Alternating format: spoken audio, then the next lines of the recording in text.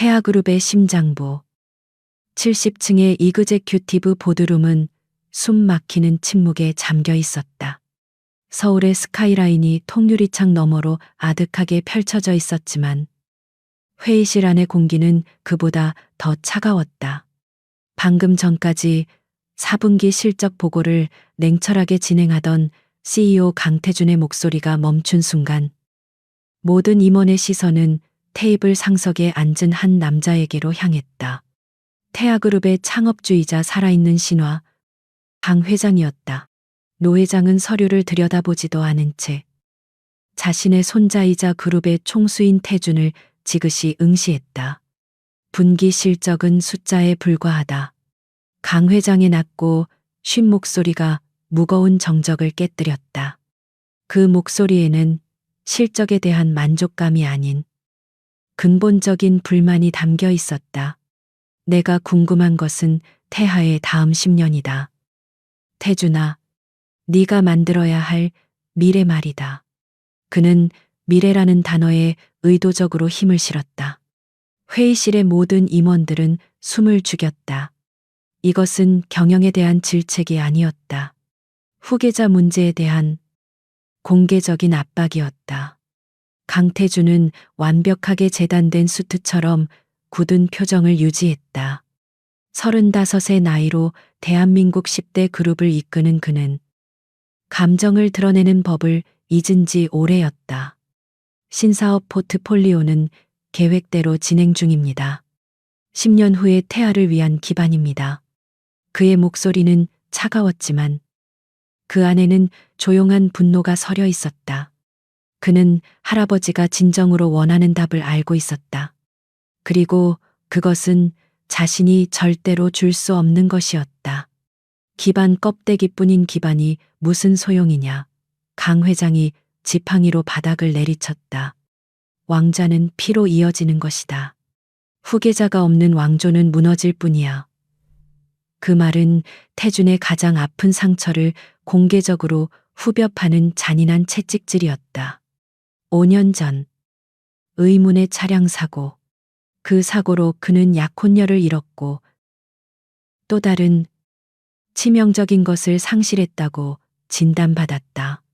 태아의 유일한 적통 후계자가 다음 세대를 이을 수 없다는 비극적인 진실이었다. 회의는 그렇게 흐지부지 끝났다. 임원들이 썰물처럼 빠져나간 뒤 태준은 회장실로 불려갔다. 거대한 용문양이 새겨진 책상 뒤에서 강 회장은 찻잔을 들고 있었다. 신진그룹의 막내딸이다. 이번 주말에 선을 봐라. 그것은 질문이 아닌 통보였다. 저는 결혼할 생각이 없습니다. 태준이 차갑게 맞받아쳤다. 그는 이것이 얼마나 무의미한 일인지 알았다. 자신은 그 누구와 결혼하든 후계자를 낳을 수 없었다. 내 생각 따위는 중요치 않다. 강 회장은 찻잔을 소리나게 내려놓았다. 네가 아이를 낳을 수 없다는 건 나도 안다. 5년 전에 이미 끝난 일이야. 노 회장의 눈이 번뜩였다. 하지만 태하의 후계자는 필요하다. 신진그룹과 합병하고 그들 집안의 아이를 입양해서라도 후계 구도를 만들어야 한단 말이다. 이것이 할아버지의 진정한 속내였다. 태준의 불임은 슬픔이 아니라 그룹을 확장하고 그를 완벽하게 통제할 수단일 뿐이었다. 6개월을 주겠다. 강 회장이 최후 통첩을 날렸다. 6개월 안에 신진그룹과 결혼을 성사시키고 후계 구도를 받아들여라. 그러지 않으면 내 사촌 동생인 태민이에게 모든 것을 넘길 준비를 할 것이다. 네가 아무리 유능해도 핏줄을 잇지 못하는 총수는 필요 없다. 그 말은 비수처럼 태준의 심장에 밝혔다. 그는 자신이 이룬 모든 성과에도 불구하고 할아버지에게는 그저 결함 있는 후계자에 불과했다. 태준은 대답 없이 회장실을 나섰다. 그의 걸음은 흐트러짐이 없었지만 그의 영혼은 이미 만신창이가 되어 있었다. 그는 자신의 펜트하우스로 돌아왔다. 한강이 내려다 보이는 완벽하게 통제된 유리성이었다. 하지만 그곳은 그 어떤 온기도 느껴지지 않는 감옥이기도 했다. 그는 넥타이를 거칠게 풀어던지고 바에 서서 독한 위스키를 잔에 따라 얼음도 넣지 않은 술을 단숨에 들이켰다. 그의 절망은 단순히 후계자가 없다는 것 때문만은 아니었다. 그것은 5년 전의 그날 모든 것을 잃어버린 그 순간에 대한 지독한 상실감이었다. 그는 사고로 약혼녀를 잃었다고 알려졌지만 사실 그에게는 그 어떤 공식적인 관계보다 더 깊이 각인된 사람이 있었다. 윤서연. 태아미술관의 평범한 인턴이었던 여자. 유일하게 그의 얼어붙은 심장을 건드렸던 여자. 그는 사고 직후 모든 것을 잃은 절망 속에서 오직 그녀만을 찾았다. 하지만 그가 병실에서 눈을 떴을 때 그를 기다린 것은 그녀가 아니라 할아버지의 차가운 목소리였다. 그 여자는 떠났다. 네가 의식 불명인 사이에 내가 준 돈가방을 들고. 그는 믿지 않았다. 하지만 강 회장이 내민 것은 그녀의 필적이 선명한 이별 편지와 거액의 수표가 입금된 은행 기록이었다. 그녀는 그의 사랑이 아닌 돈을 택했다. 태주는 유리잔을 꽉 쥐었다. 손가락 마디가 하얗게 변했다. 그의 삶은 5년 전 그날 2번 죽었다. 사고로 몸의 일부를 잃었고 그녀의 배신으로 마음을 잃었다. 그리고 지금 그는 텅 빈 왕좌에 앉아 있었다. 모든 것을 가졌지만 가장 중요한 것은 아무것도 없는. 그는 할아버지의 뜻대로 정략 결혼을 하고 가짜 후계자를 받아들이는 꼭두각시가 되어야 하는가? 아니면 이 모든 것을 버리고 무너져야 하는가? 그의 눈동자에 짙은 절망과 꺼지지 않은 분노가 동시에 타오르고 있었다. 5년 후 파리의 말의 지구 17세기 저택을 개조한 한 프라이빗 갤러리는 겉보기와 달리 세계 VVIP 수집가들만을 상대로 움직이는 비밀스러운 예술품 거래의 중심지였다. 그리고 그 중심에는 엘리제 윤이라는 가명으로 활동하는 동양인 여성 아트 컨설턴트가 있었다. 윤서연. 그녀는 5년 전 쫓기듯 도망쳤던 순진한 인턴이 아니었다. 그녀는 이제 유럽 미술 시장에 보이지 않는 손. 가장 냉철한 전략가이자 가장 날카로운 안목을 지닌 전문가로 다시 태어나 있었다.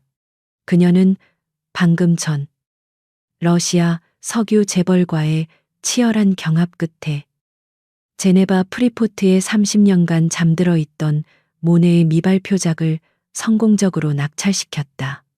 깔끔한 블랙 수트 차림의 그녀는 수천억이 오가는 거래를 마친 사람이라고는 믿기지 않을 만큼 침착했다. 그녀의 짧게 정돈된 머리카락과 감정을 읽을 수 없는 짙은 눈동자는 그녀가 5년간 어떤 세월을 거쳐왔는지 짐작게 했다. 그녀의 유일한 목표는 단 하나. 자신의 쌍둥이 아들 건이와 윤희를 지키는 것이었다. 그녀는 파리의 안전가옥으로 돌아왔다. 최고급 아파트였지만 내부는 철저히 그녀의 요새로 개조되어 있었다.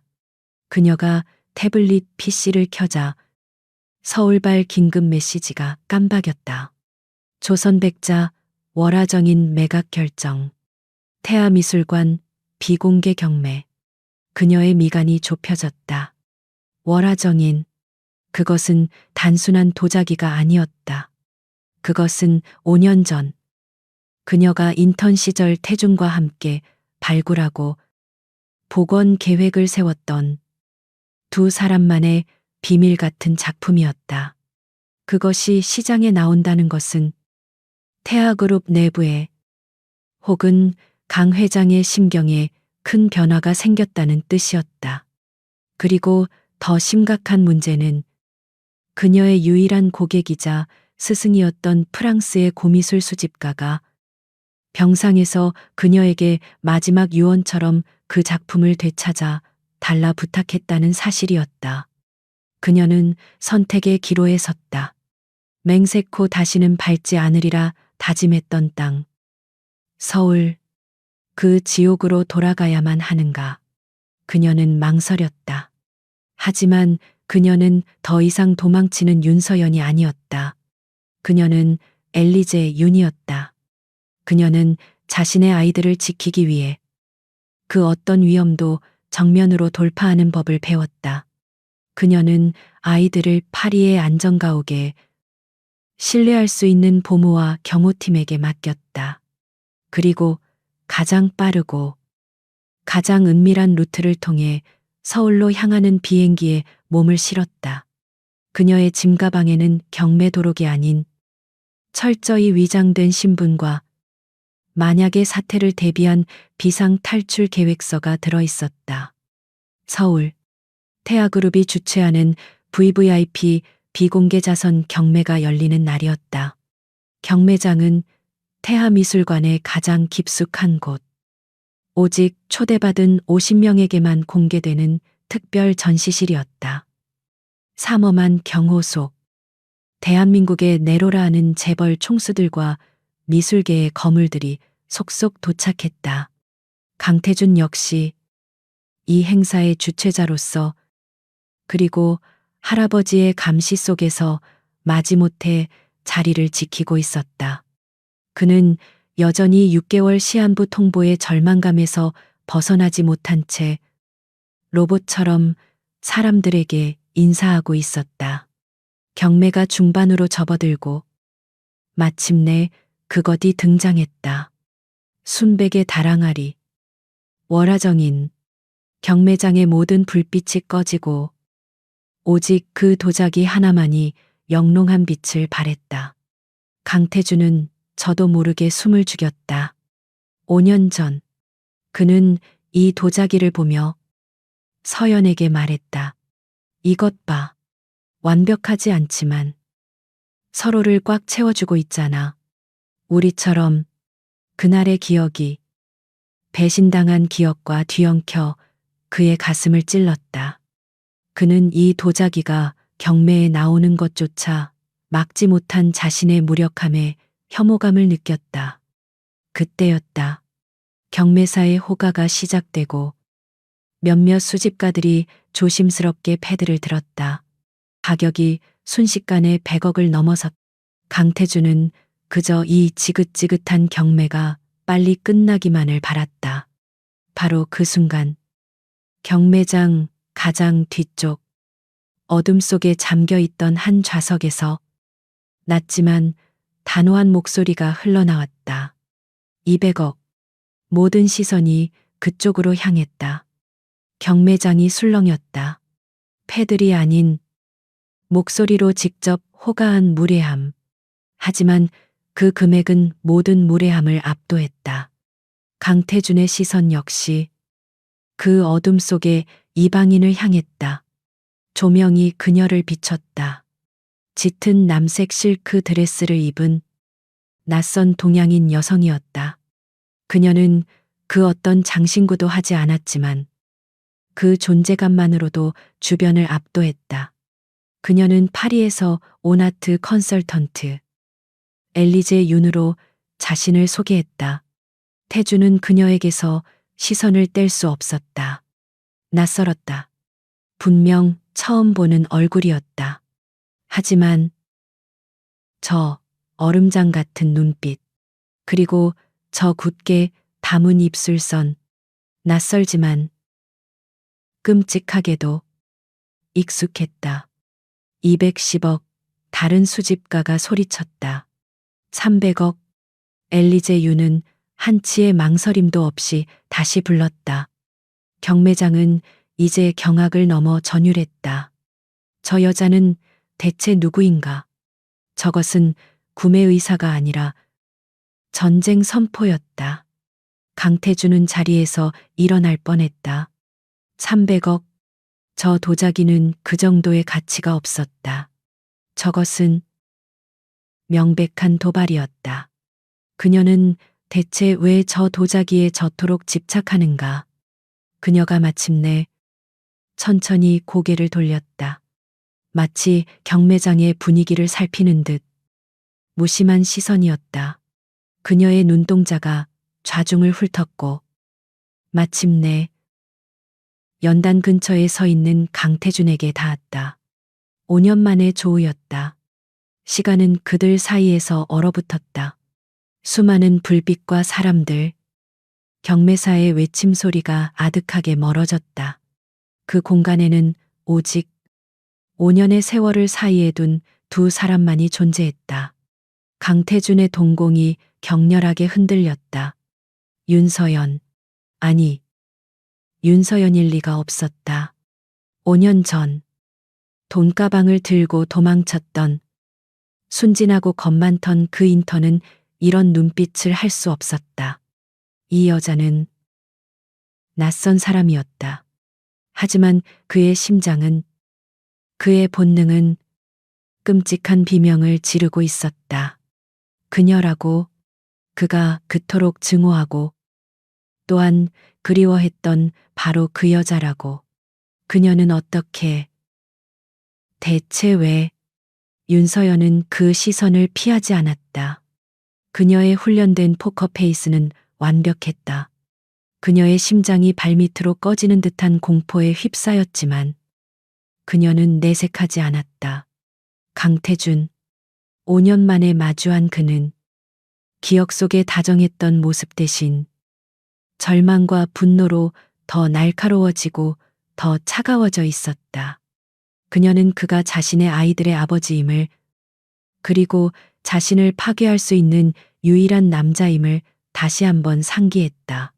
그녀는 그에게서 경멸과 혼란을 읽었다. 그녀는 천천히, 아주 천천히 그에게서 시선을 거두었다. 마치 그가 그곳에 존재하지 않는 가치 없는 풍경이라도 되는 것처럼 그녀는 다시 경매사를 향해 고개를 돌렸다. 그 무시, 그 냉담함, 그것은 강태준의 자존심을 짓밟는 가장 완벽한 모욕이었다. 그녀는 5년 전 그에게 버림받은 여자가 아니라 5년 후 그를 철저히 무시하는 정복자의 모습으로 돌아온 것이다. 300억. 더 없으십니까? 경매사의 망치 소리가 두 사람 사이의 5년이라는 시간을 산산조각 내며 울려 퍼졌다. 경매장에 소란이 가라앉았다. 월화정이는 새로운 주인을 찾았고 윤서연, 아니, 엘리제 유는 목적을 달성했다. 그녀는 경매장을 빠져나와 대기하던 검은색 세단에 올라탔다. 차문이 닫히는 순간 5년간 굳건히 쌓아 올렸던 강철 같은 가면이 미세하게 흔들렸다. 그녀는 차창에 비친 자신의 얼굴을 바라보았다. 완벽한 화장, 값비싼 드레스, 하지만 그 안에는 5년 전의 상처가 여전히 피를 흘리고 있었다. 강태준.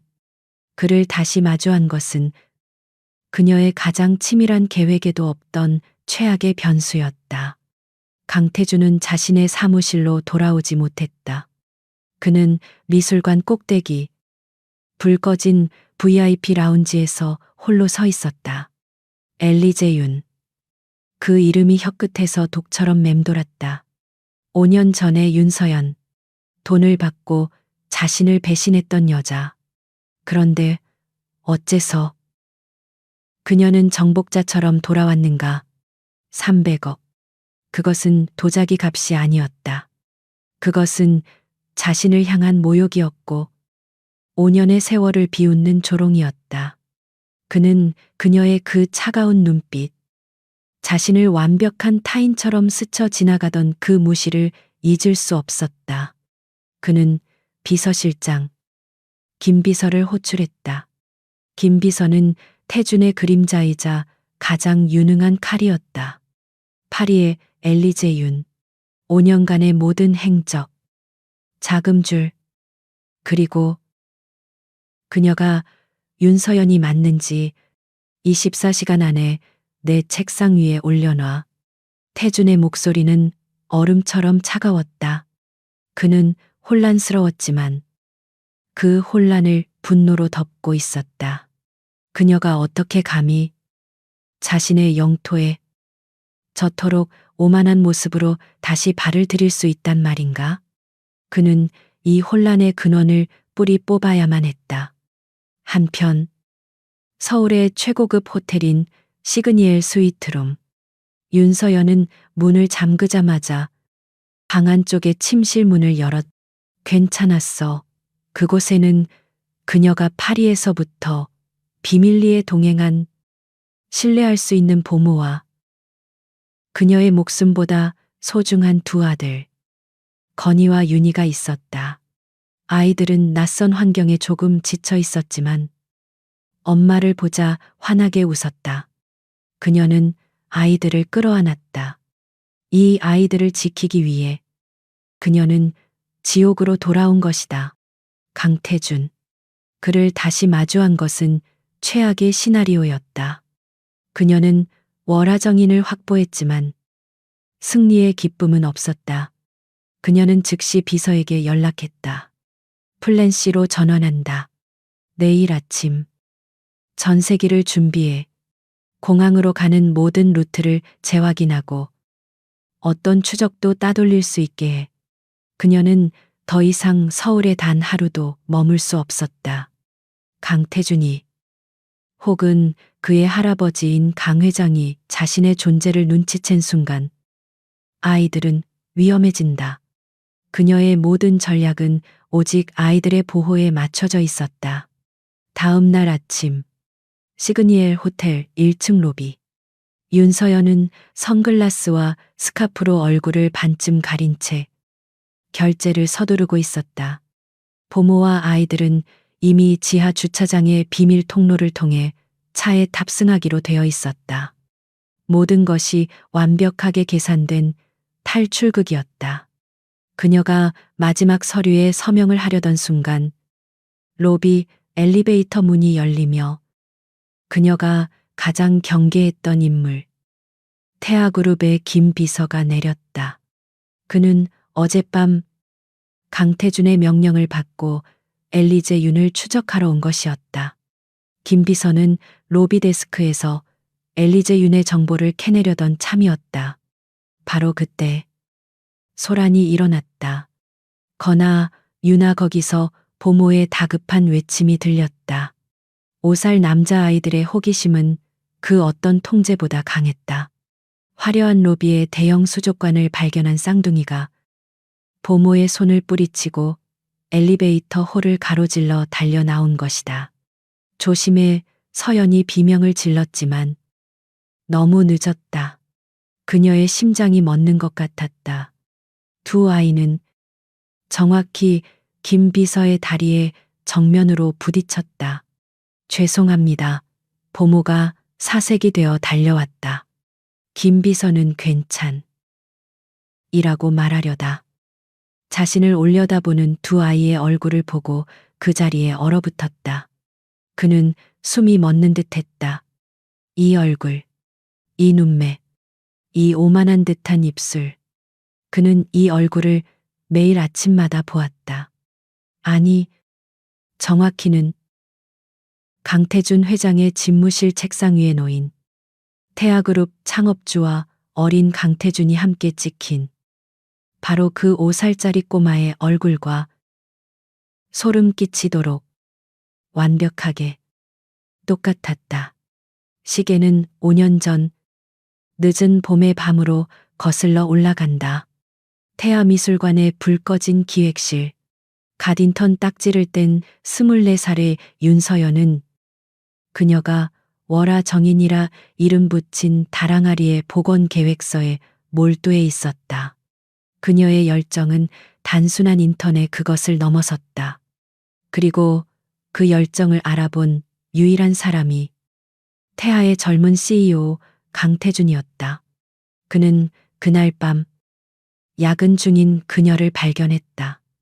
두 사람은 도자기의 미세한 균열과 그것을 복원할 수 있는 새로운 기술에 대해 상사와 부하 직원이 아닌 동등한 파트너처럼 열띤 토론을 벌였다. 태주는 그녀의 번뜩이는 안목과 재벌의 후계자 앞에서도 주눅들지 않는 당당함에 매료되었다. 그날 밤 두 사람 사이에는 단순한 업무 이상의 깊은 교감이 피어났다. 그들은 그들만의 월화정인을 완성해가고 있었다. 하지만 그들의 순수한 열정은 그들을 감시하는 차가운 눈을 피하지 못했다. 태아그룹 본가, 강 회장의 서재. 그는 비서실이 올린 CCTV 영상 클립을 무표정하게 바라보고 있었다.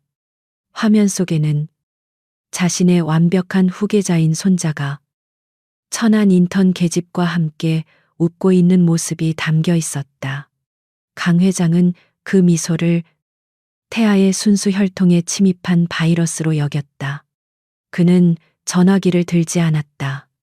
대신 그의 수족과도 같은 수행 비서에게 짧게 명령했다. 그 아이를 내일 아침 이곳으로 데려와라. 조용히.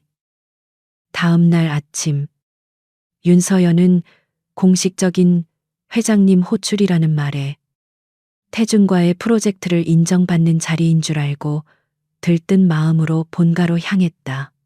하지만 그녀를 맞이한 것은 태준이 아닌 거대한 서재의 압도적인 무게와 먹을 갈고 있는 강 회장의 싸늘한 등이었다. 그는 그녀를 돌아보지도 않은 채 붓을 놀리며 입을 열었다. 윤서연, 24, 붙이는 작은 인쇄소, 모치는 건강이 좋지 않다지. 그는 그녀의 모든 것을 꿰뚫고 있었다. 서연은 그제야 자신이 호랑이 굴에 들어왔음을 깨달았다. 그녀는 떨리는 목소리로 용건을 물었다. 강 회장은 마침내 붓을 놓고 그녀를 정면으로 바라보았다. 그 눈에는 그 어떤 감정도 실려 있지 않았다. 내 손자를 만난다고 들었다. 그것은 질문이 아니었다. 서연이 무어라 변명하려 입을 열기도 전에 그가 말을 이었다. 나는 내 감정 따위에는 관심이 없다. 나는 태아의 유산에만 관심이 있지. 태준이는 내 유일한 후계자다. 강 회장은 천천히 하지만 단어 하나하나에 독을 실어 말했다. 하지만 그 아이는 아직 미완성이다. 내가 쥐고 있는 이사회 지분이 없으면 언제든 사촌 동생에게 밀려날 수 있는 불안정한 왕이지. 그리고 나는 그 아이가 너 같은 약점을 보이는 것을 용납할 수 없다. 그는 서연에게 선택지를 주지 않았다. 그는 선고를 내렸다. 태준이에게서 떠나라. 서연은 눈물을 참으며 고개를 저었다. 저희는 서로 사랑. 강 회장은 코웃음을 쳤다. 좋다. 네, 그 하찮은 사랑이 얼마나 대단한지 시험해보지. 그는 책상 위에 서류 한 장을 그녀에게 밀었다. 태준이는 지금 태아바이오의 사활을 건 프로젝트를 진행 중이다. 내가 지금 당장 이사회에서 그 아이의 경영 능력을 문제 삼아 그 프로젝트를 중단시키고 CEO 직위에서 해임시킬 수 있다. 그 아이가 평생을 바쳐 이룬 모든 것을 내가 단 5분 만에 잿더미로 만들 수 있단 말이다. 그것은 서연이 상상할 수 있는 가장 끔찍한 협박이었다. 그녀는 태준이 태아를, 자신의 일을 얼마나 사랑하는지 알고 있었다. 네가 그 아이를 진정으로 사랑한다면 그 아이의 미래를 망치지 마라. 강 회장은 마지막 카드를 꺼냈다. 그는 두툼한 은행 통장과 파리행 비행기 티켓 한 장을 그녀 앞에 던졌다. 이건 네가 받아야 할 퇴직금이다. 서연은 치욕감에 얼굴이 굳었다. 돈 필요 없습니다. 아니, 넌 반드시 받아야 한다. 강 회장의 눈이 뱀처럼 번뜩였다. 이것이 네가 태준이를 배신했다는 증거가 될 테니까. 그는 너무나 잔인한 전략가였다. 태준이는 널 증오해야 한다. 널 증오하고 네게서 완벽하게 돌아서야만 내 꼭두각시로서의 왕좌를 지킬 수 있을 테지. 네가 그 아이를 위해 해줄 수 있는 마지막 사랑이다. 그는 그녀에게 편지지를 내밀었다. 써라. 돈 때문에, 더 나은 미래 때문에 떠난다고 내 입으로 직접. 그날 밤 윤서연은 강 회장의 경호원들에 의해 짐 하나 챙기지 못한 채 공항으로 끌려갔다. 그녀는 통장의 잔고를 확인하지도 않았다. 그녀는 텅 빈 비행기 좌석에 앉아 파리의 낯선 어둠 속으로 도망쳤다. 그녀는 태준을 지켰다고 생각했지만 사실은 그에게 가장 흉포한 상처를 입혔다는 사실을 깨닫지 못한 채였다. 그리고 파리 도착 몇 주 후 낯선 땅에서의 외로움과 절망 속에서 그녀는 몸에 이상을 느꼈다. 지독한 입덧.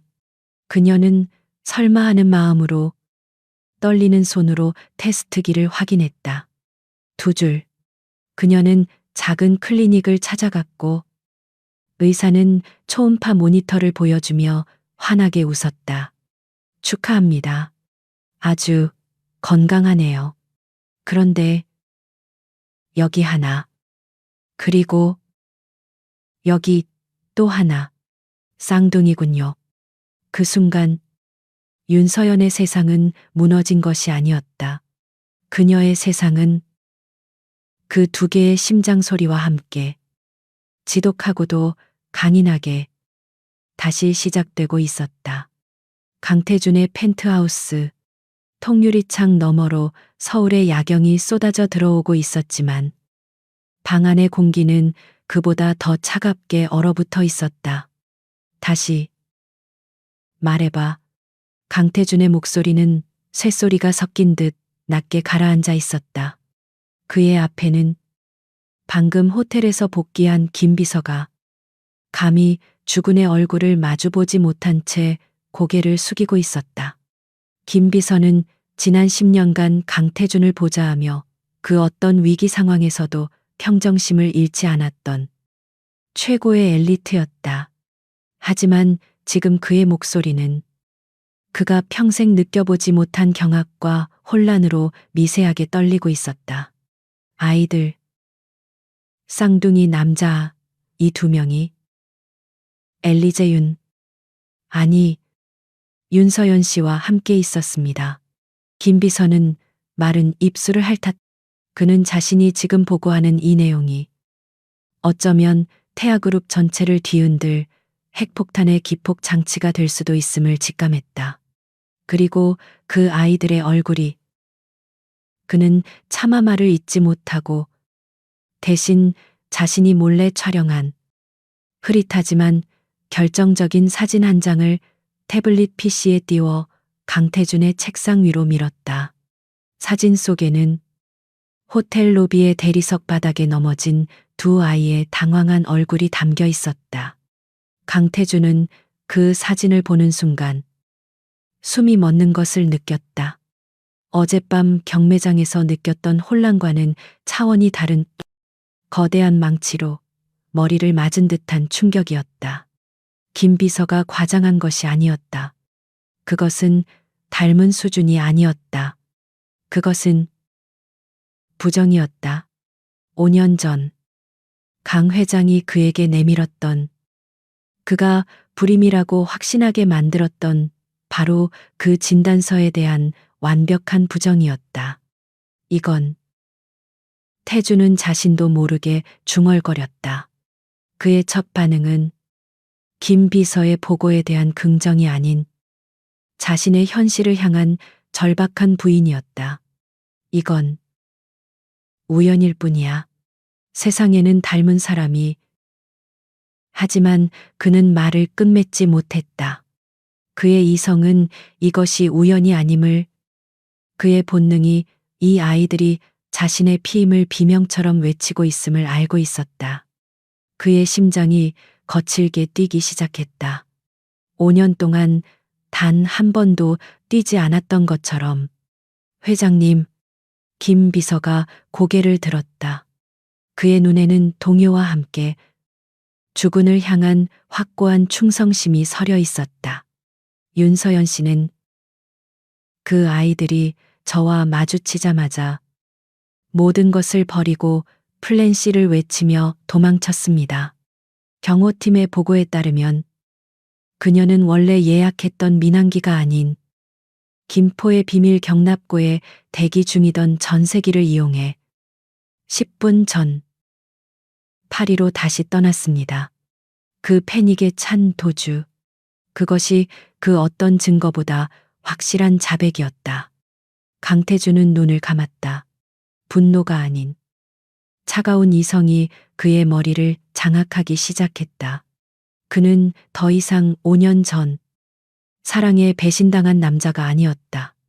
그는 태아그룹의 CEO, 적의 허를 찌르고 전략을 세우는 지휘관이었다. 그가 속았던 것이다. 그것도 아주 오랫동안 철저하게. 윤서연에게 속았는가 하니 그녀의 배신은 이 거대한 기만극의 일부에 불과했다. 진짜 적은 내부에 있었다. 그는 김 비서를 바라보았다. 이 일, 자네와 나 단둘만 알아야 하네. 태아그룹의 그 어떤 자원도 이용해서는 안 돼. 강태준은 알고 있었. 자신의 할아버지 강 회장의 귀는 이 저택의 벽보다 더 두껍고 그의 손은 태하의 모든 정보망을 장악하고 있었다. 만약 이 아이들이 실존하고 그 불임 진단이 거짓이라면 그것은 할아버지가 자신을 통제하기 위해 설계한 5년간의 거대한 연극이었음을 의미했다. 그는 책상 서랍 깊숙한 곳에서 그 누구도 존재를 모르는 번호폰 하나를 꺼냈다. 태아의 CEO가 아닌 개인 강태준으로서 그가 심어둔 유일한 유령이었다. 지금부터 내가 하는 말은 태아의 기밀이 아닐세. 내 목숨에 관한 일이야. 그는 전화를 걸었다. 신호음이 2번 울리고 거칠지만 신뢰할 수 있는 목소리가 들려왔다. 오랜만이군. 고스트. 고스트는 국가정보원에서 해외 파트를 담당했던 강태준이 과거에 개인적으로 도움을 주었던 인연으로 묶인 인물이었다. 그는 태하의 족보에서 완벽하게 벗어난 그림자 속의 칼이었. 파리, 엘리제윤, 본명 윤서연, 그리고 5살짜리 쌍둥이 남자아이 건이와 윤이. 지금 당장 움직여. 태준의 명령은 신속하고 정확했다. 그녀가 눈치채지 못하게 아이들의 DNA 샘플을 확보해 머리카락, 칫솔, 뭐든 상관없어. 그리고 5년 전 윤서연이 파리에 도착한 직후의 모든 병원 기록, 그리고 아이들의 출생 기록까지 아버지란에 뭐라고 적혀 있는지 확인해. 첫 번째 지시가 내려졌다. 하지만 그것은 이 퍼즐의 절반에 불과했다. 강태준은 이 혼란의 가장 근본적인 핵심을 향해 칼을 겨누었다. 바로 자기 자신이었다. 그리고 고스트. 더 중요한 임무가 있다. 그는 잠시 숨을 골랐다. 5년 동안 스스로를 불완전한 존재라고 낙인 찍었던 그 치욕스러운 의심을 끝내야 했다. 스위스, 제네바에 있는 PCL 메디컬 센터. 그곳에 한스 박사를 안아. 한스 박사는 세계 최고의 생식의학 권위자이자 그 어떤 돈이나 권력에도 휘둘리지 않는 강태준의 아버지가 생전에 유일하게 신뢰했던 의사였다. 내가 내일 그곳으로 간다. 마이클 강이라는 가명으로 완벽한 보안 속에 내 몸 상태를 원점에서 다시 검사할 거다. 5년 전 태아 병원에서 내린 그 진단이 사실이었는지 아니면 조작이었는지 강태준은 전화를 끊었다. 그는 김 비서에게 명했다. 내일 아침 신진그룹과의 혼담을 위한 긴급 미팅을 잡아 장소는 스위스 제네바. 강 회장님께는 내가 마침내 항복했다고 보고하게. 그는 자신의 가장 큰 위기를 가장 완벽한 반격의 기회로 만들고 있었다. 그는 자신의 할아버지를 속이기 위해 할아버지가 가장 원하는 항복의 모습을 연기하기로 했다. 그는 스위스로 떠나기 전 태블릿 PC를 열었다. 김 비서가 찍은 그 흐릿한 사진. 자신을 꼭 닮은 두 아이. 건희. 그리고 윤희. 그는 그 이름들을 나직이 읊조렸다.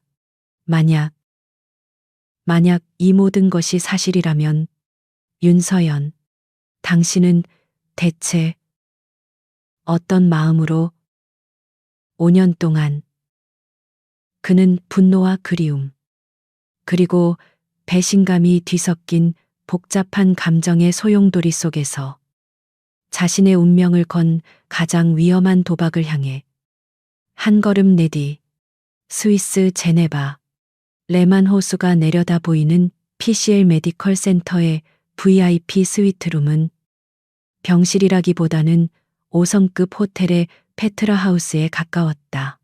하지만 마이클 강이라는 가명으로 입원한 강태준에게 이 호화로움은 그 어떤 위안도 되지 못했다. 그는 꼬박 24시간 동안 굴욕적일 만큼 정밀한 검사들을 받았다. 그의 모든 것이 수치화되고 분석되었다. 그는 지금 자신의 운명을 가를 마지막 선고를 기다리고 있었다. 그의 앞에는 흰머리가 성성하지만 형형한 눈빛을 지닌 한스 박사가 앉아 있었다. 미스터 강. 아니, 강태준 회장. 한스 박사는 더 이상 가명을 부르지 않았다. 당신의 아버지는 내 오랜 친구였소. 그의 목소리는 스위스 시계처럼 정확하고 차가웠다. 그래서 더더욱 이 기록을 내 눈으로 확인하고 싶었지. 그는 태블릿 PC에 5년 전 태아 병원에서 발행된 태준의 진료 기록을 띄웠다. 그리고 그 옆에 지난 24시간 동안 PCL 센터에서 얻어낸 새로운 데이터를 나란히 띄웠다. 태준은 침묵했다. 그의 심장이 그의 의지와 상관없이 거칠게 뛰고 있었다.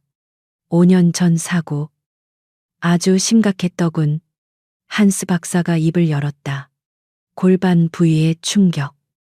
일시적인 신경 손상. 분명 후유증이 남을 가능성은 있었소. 가능성. 5년 전. 할아버지의 주치의가 내뱉었던 바로 그 단어였다. 하지만 박사의 목소리가 단호해졌다. 그 가능성은 일시적인 것이었소. 6개월에서 1년 집중적인 재활과 치료가 동반되었다면 완벽하게 회복될 수 있었던 그런 종류의 부상이었지. 태준의 시선이 박사의 눈을 향했다. 그렇다마다 한스 박사는 5년 전의 차트를 손가락으로 가리켰다.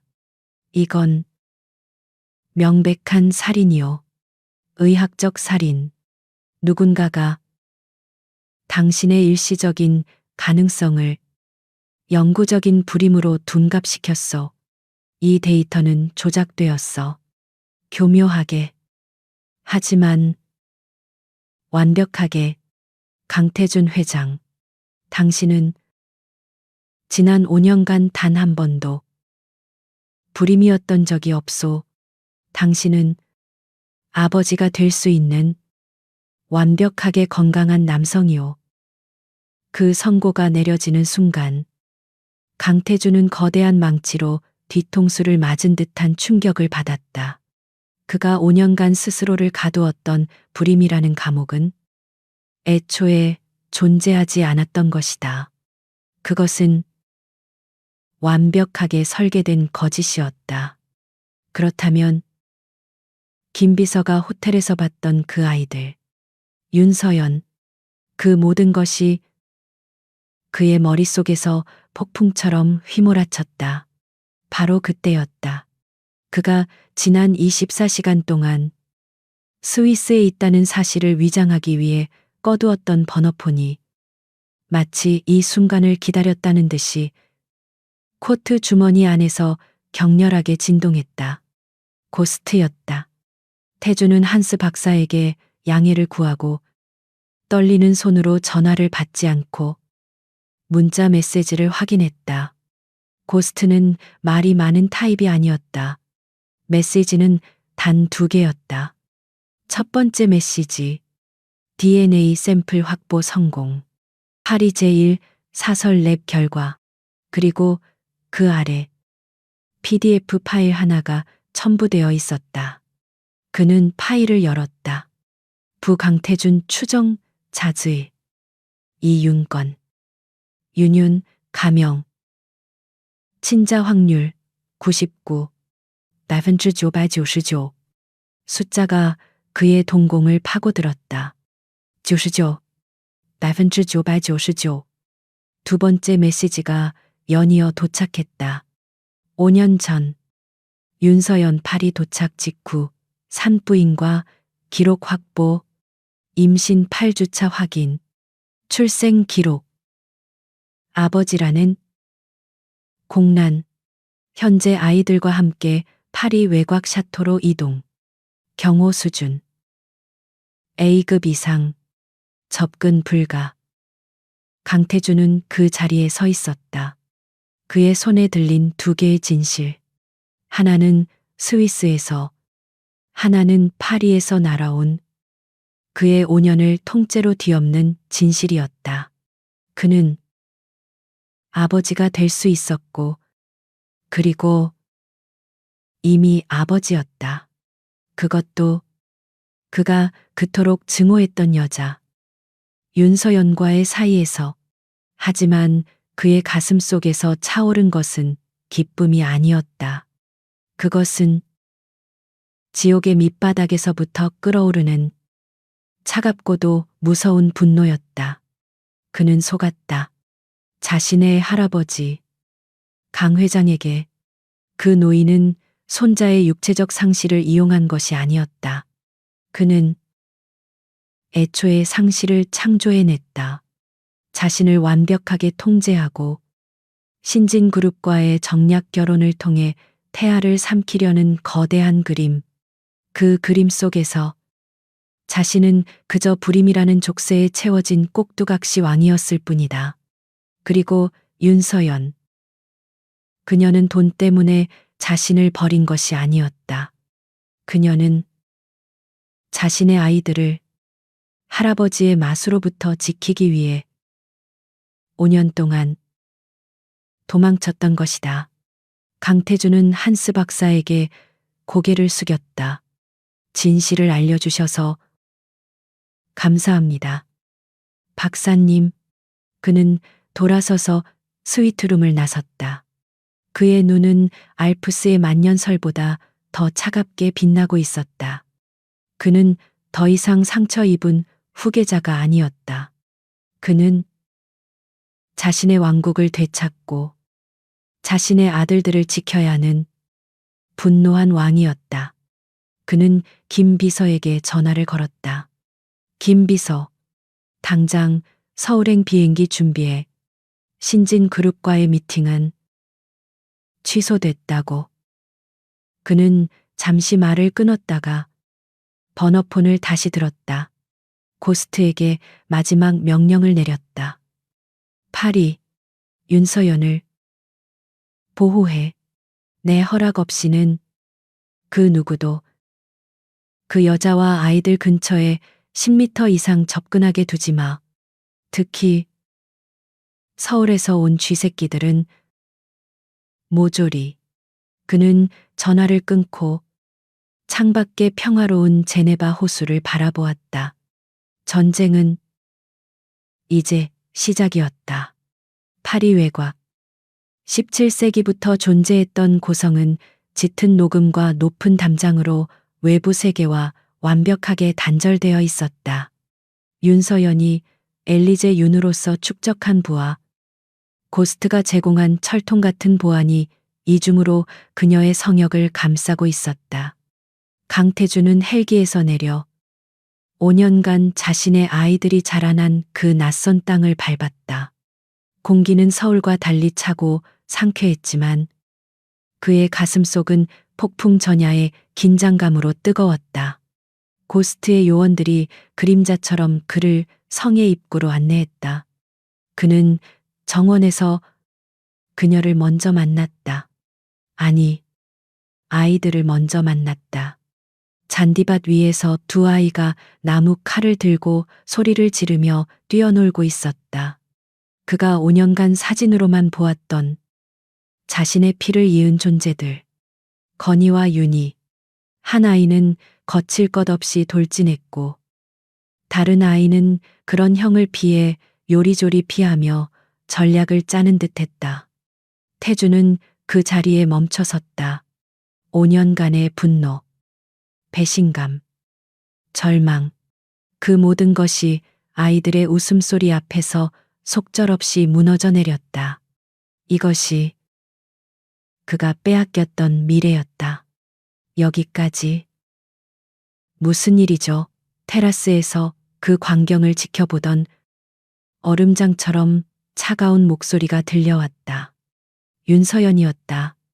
그녀는 5년 전의 인턴도 경매장의 엘리제 윤도 아닌 자신의 새끼를 지키려는 어미 사자처럼 경계심 가득한 눈빛으로 그를 노려보고 있었다.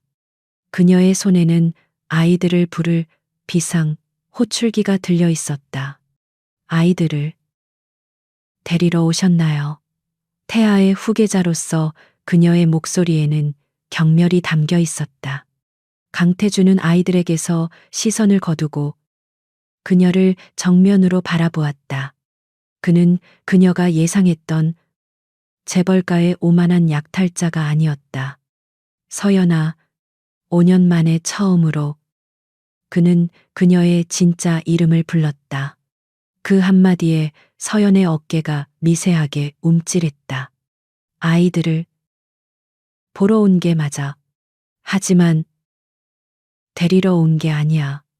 그는 천천히 그녀가 경계태세를 풀지 않도록 거리를 유지하며 테라스 테이블로 다가갔다.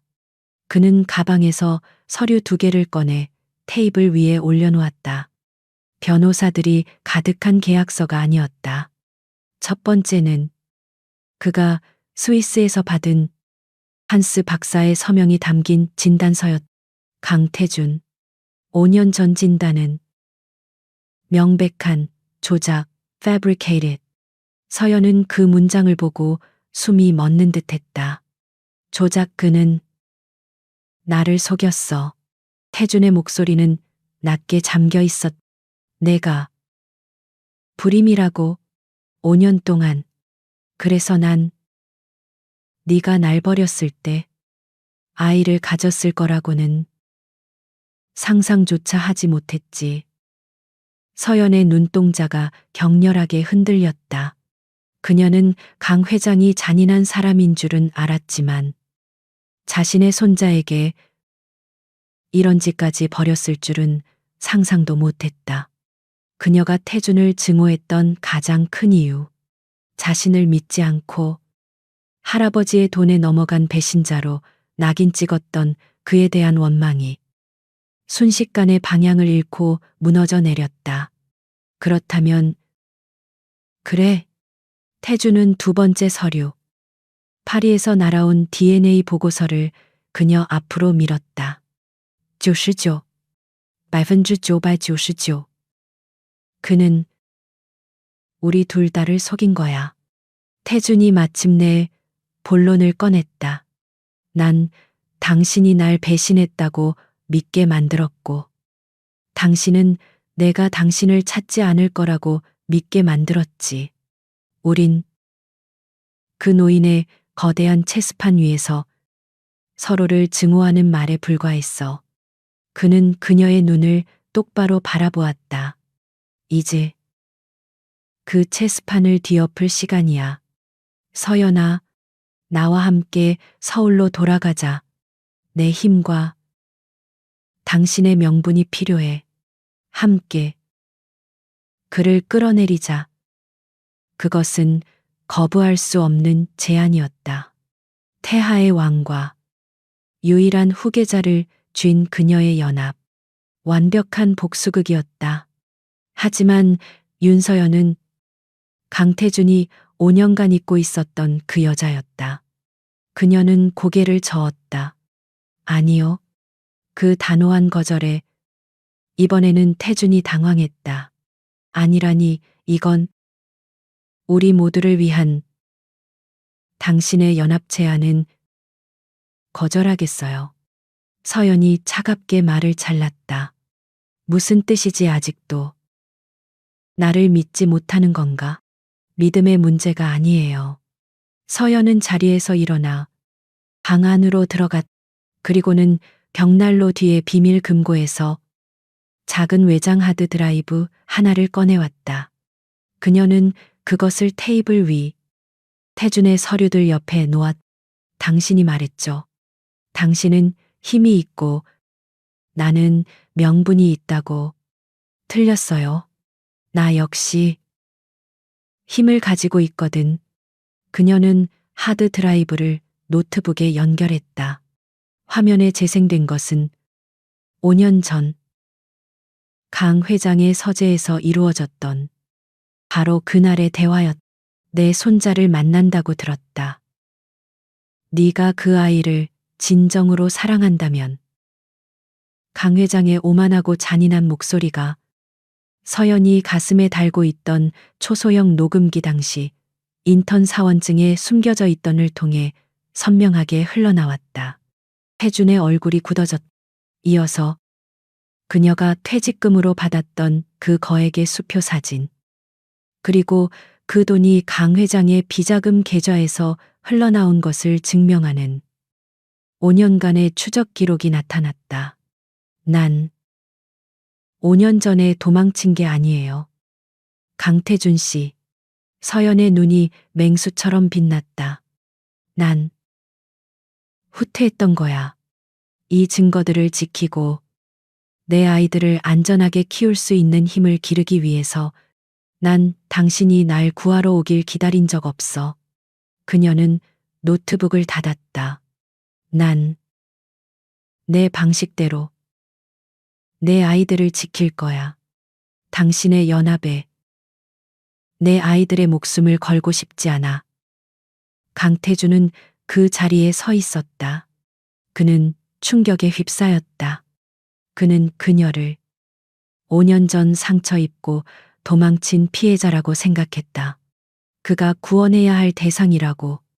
하지만 그의 앞에 서 있는 여자는 그와 동등한, 아니, 어쩌면 그보다 더 치밀한 전략가였다.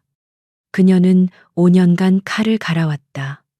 그는 그녀의 간인함을 또다시 얕보았던 것이다. 그는 잠시 침묵했다. 그리고 그의 입가에 5년 만에 처음으로 진짜 미소가 걸렸다. 그것은 경멸이나 분노가 아닌 진정한 상대를 만난 전율의 미소였다. 좋아. 그가 말했다. 연합이 아니군. 그는 그녀에게 손을 내밀었다. 마치 비즈니스 파트너에게 그러하듯이.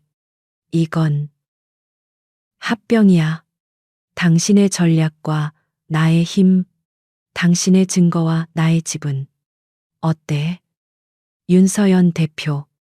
태아그룹의 진짜 주인이 한번 되어보지 않겠나. 서연은 그의 내밀어진 손을 바라보았다.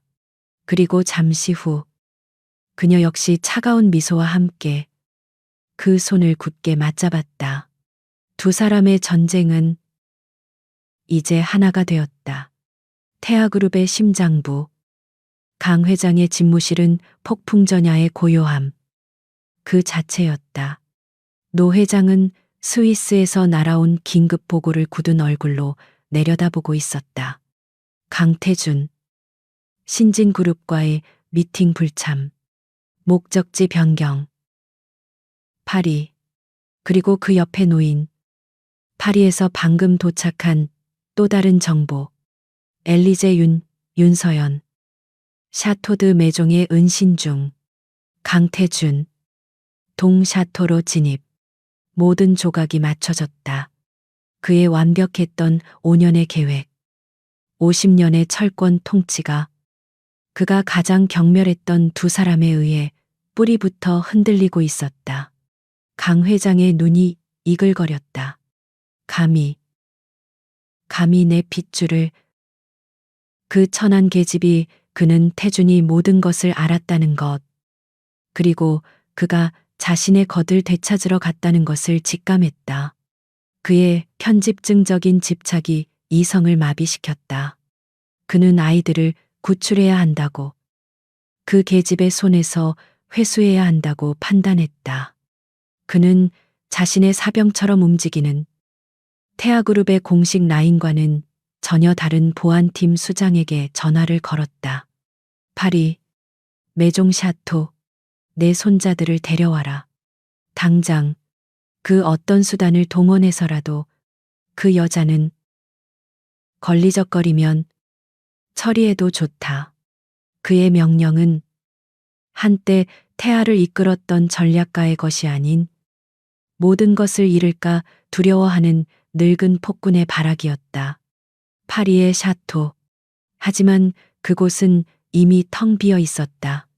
강태준과 윤서연은 강 회장이 술을 쓰기 전에 이미 그곳을 떠난 후였다. 고스트의 완벽한 작전 하에 그들은 아이들과 함께 파리드골 공항의 비밀 경납고를 통해 서울로 향하는 태아의 전용기에 몸을 실었다. 강 회장의 사병들이 샤토의 육중한 철문을 부수고 들어갔을 때 그들을 맞이한 것은 텅 빈 저택과 그들의 불법 침입을 낱낱이 기록하고 있는 수십 대의 초소형 카메라뿐이었다. 그 모든 영상은 대서양 상공에 떠 있는 강태준의 태블릿 PC로 실시간 전송되고 있었다. 마지막 증거 확보 완료. 태준은 태블릿을 덮었다. 그는 옆에서 잠든 두 아이, 건이와 윤희를 내려다보았다. 그리고 그 아이들을 자신의 팔로 감싸 안은 채 지쳐 잠든 윤서연을 바라보았다. 5년간 서로를 증오했던 두 사람은 이제 공동의 적을 무너뜨리기 위한 가장 강력한 동맹이 되어 적의 심장부로 향하고 있었다. 다음 날 아침, 태아그룹 본사 이사회실. 강 회장은 긴급 이사회를 소집했. 그는 자신이 먼저 선수를 치기로 했다. 강태준이 돌아오기 전에 그를 파리에서의 무단 이탈 및 경영 능력 상실을 이유로 해임할 생각이었다. 그가 이사들 앞에서 태준의 배임 행위를 역설하고 있을 때 회의실의 육중한 문이 열렸다. 모든 이의 시선이 그곳으로 향했다. 강태준이었다. 그는 혼자가 아니었다. 그의 곁에는 5년 전 인턴의 모습이 아닌 냉철한 전략가의 얼굴을 한 윤서연이 서 있었다. 그리고 그들 두 사람의 손을 자신들의 아버지, 어머니를 꼭 닮은 두 아이가 잡고 있었다. 이사회장은 그야말로 충격에 휩싸였다. 저 아이들은 말도 안 돼. 이사들의 웅성거림 속에서 강 회장은 피가 거꾸로 솟는 것을 느꼈다. 감히 여기가 어디라고 저 천한 것들을 조용히 하시죠. 회장님, 강태준이 상석을 향해 걸어왔다. 그의 목소리는 더 이상 꼭두각시 손자의 것이 아니었다. 그는 자신의 자리가 아닌 회의장 중앙 연단에 섰다. 오늘 저는 이사회의 의장으로서 강 회장님의 해임을 논의하기 위해 이 자리에 섰습니다. 그 말에 이사회가 다시 술렁였다. 태준아, 네가 감히 강 회장이 지팡이를 내리치며 고함을 질렀다. 감히 태준은 비웃었다. 첫 번째 안건입니다. 그가 스크린에 첫 번째 파일을 띄웠다. 5년 전 강 회장의 서재에서 녹음된 윤서연의 목소리와 강 회장의 협박이었다. 네가 그 아이를 진정으로 사랑한다면. 이사들은 경악했다. 불법 자금, 협박 두 번째 파일이 재생되었다. 스위스 PCL 센터에 한스 박사가 보낸 공식 소견서와 5년 전 태아 병원에 조작된 진료 기록이었다. 명백한 조작. 강태준 회장은 건강합니다. 이사회의 분위기는 이제 경악을 넘어 공포로 변했다. 그들이 신처럼 모시던 회장이 자신의 후계자를 상대로 의학적 사기극을 벌였다. 이것은 조작이야, 저 계집이. 강 회장이 말을 잇기도 전에 태준이 마지막 파일을 재생했다. 그리고 바로 어젯밤입니다. 스크린에는 강 회장의 사병들이 파리의 샤토를 습격하는 고스트가 촬영한 고화질 영상이 재생되었다.